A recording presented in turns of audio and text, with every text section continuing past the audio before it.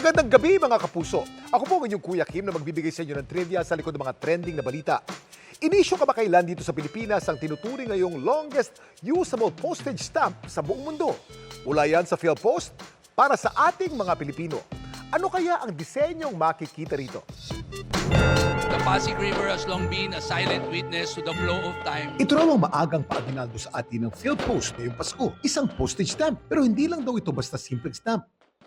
Sa haba kasi nito 23.4 centimeters. Ito raw ngayon ang tinuturing ng PhilPost na pinakamahabang usable postage stamp sa buong mundo. Sa stamp makikita ang siyam na simbahang nakatindig sa palibot ng Pasig River. Ang stamp kasi na pinamagatang Simbang Gabi sa Ilog Pasig. Love letter daw ng PhilPost at ng artist na lumikha nito na si Jello Andres.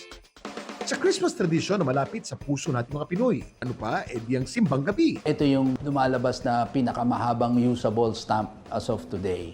Halos haba siya ng isang envelope. Malaking parte yung Ilog Pasig. Diyan nag-umpisa yung komersyo. Kahit yung Manila Central Post Office Building, ang base niyan, yung mga sulat, dumarating galing sa Ilog during those days. Inspirasyon kasi namin yung isang artwork na pinost namin noong 2022. Isa itong art series na gawa naman ni Sir Diego to. Pinagsama-sama na lang namin yung art na ito para maging isang cohesive artwork na itatampok yung buong Ilog Pasig. Kuya Kim, bakit nga ba nagdidikit tayo ng postage stamp sa mga pinapadalang sulat? Kuya Kim, ano na? Ang paglalagay ng postage stamp sa ating mga liham ay paraan para makabayad tayo sa serbisyong ito. Pag nilagay natin ang postage stamp na kadikit na ito'y patunay na tayo'y nakabayad na.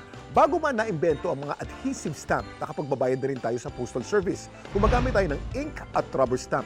Ito ang rason kung bakit stamps ang tawag natin sa mga postage stamps. Ang pinakaunang adhesive stamp naman ay inisyu noong May 1, 1840. Ang tawag dito ay penny black at ang nag-design nito ay si Rowland Hill. Ang mga postage stamp ngayon laging merong pangalan ng issuing nation o bansa, maliban lang sa United Kingdom. Denomination ng halaga at illustration o guhit na maaari ng isang tao, pangyayari, lugar o kung ano man ang sumisimbolo sa bansa. Gaya na lamang ng Simbang Gabi sa Ilog Pasig stamp ng PhilPost. Pero alam niyo ba na maliban dito, may isa pang iconic stamp na inisyu sa bansa na sumasalamin din sa isa sa paborito nating mga Pinoy.